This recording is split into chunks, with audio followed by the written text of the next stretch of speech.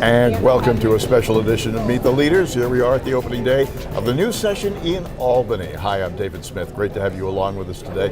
It is an exciting time to be in Albany, and with all these legislators just itching to get at the work at hand, and there's plenty of work to be done. We're pleased to have Senator Jamaal Bailey as our guest in this one. He represents the 36th District, which is the Bronx and Mount Vernon in particular. Senator, nice to have you here. Good to be here, David. This is exciting, the first day of action. Everybody's all ready for getting their hands wet and their feet to the task. How are you looking at this session? It's like the first day of school. Optimistic about all the new beginnings that we're able to have, all the great things that we can accomplish. With the leadership of Andrea Stewart Cousins as the majority leader, it's a great time to be alive. Well, it seems to be. You are echoing the sentiments that we've been hearing all day long, as a matter of fact, here. You are involved as chairman of codes. And this is something that I think a lot of people who are watching this don't really have a good grasp of. What does that mean? What is the Well, the Committee on Codes deals essentially with issues that criminal justice reforms, issues that are pertaining to criminal justice. And in New York State, we've had a huge issue with the criminal justice system. It's been unfair for way too many years. And as a chair of Codes, I'm really looking forward to putting our conference's stamp on things and really changing things for the best in the state of New York, make them more fairer all around. And where do you start in doing that? Well, in my opinion, it's pretrial reform. The areas of discovery reform relating to the evidence that is afforded or sometimes not afforded, David, to a criminal defendant, to an accused criminal defendant before trial. Important to make an accusation because it's pretrial. No determination of innocence or guilt has yet been made, but yet in New York State, sometimes our discovery laws hamstring us. All right, what are they doing that will not allow a competent defense to be made?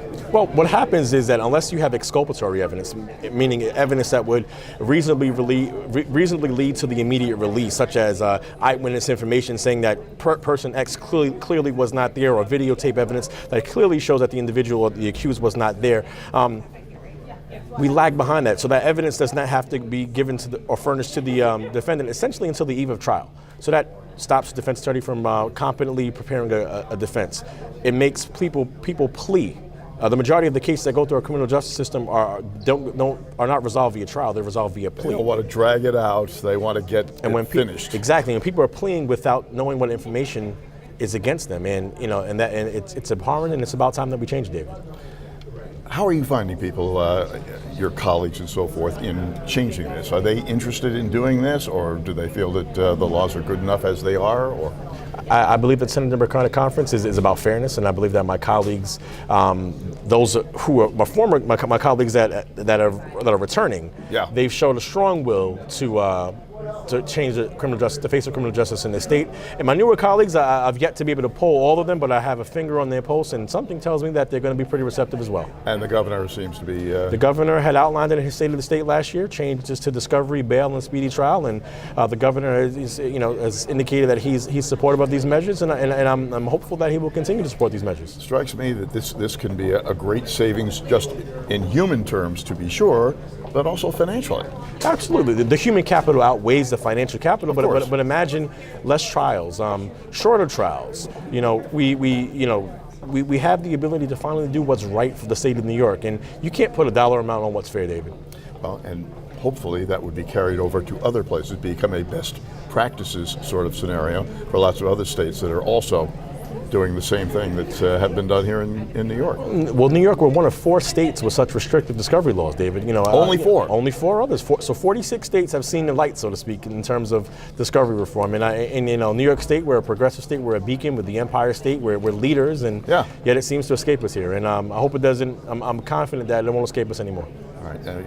You are not able to escape many other things that are on your mind and are out there for your constituents. What other things are you focusing on that are so important? The expiration of the rent laws in the city of New York, where I represent, making sure that we can do something about property taxes to our suburban folks, economic development, not only just in the Bronx and Brooklyn, but in Buffalo and Batavia as well. The Senate Democratic Conference is committed to an entire state, and then I want to make sure people are very clear about what we're trying to get accomplished. We're trying to get things accomplished for our entire state, not just downstate. The rent laws, they will sunset at the end of the year. Yes. Basically, this end of the term, if you will.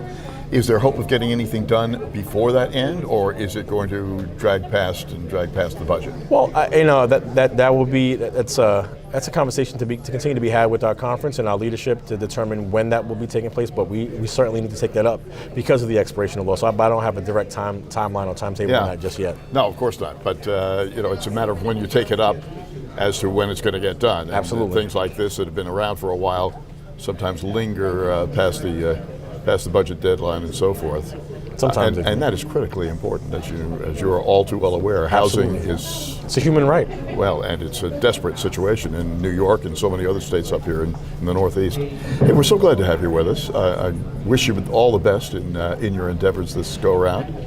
I hope it's a big, successful year for you all the way through. I'm hopeful so as well. Absolutely. Senator Jamaal Bailey, our guest on this edition of Meet the Leaders, as we kick off a new session in Albany. It's a big, big session to be kicking off, too. From Meet the Leaders, I'm David Smith.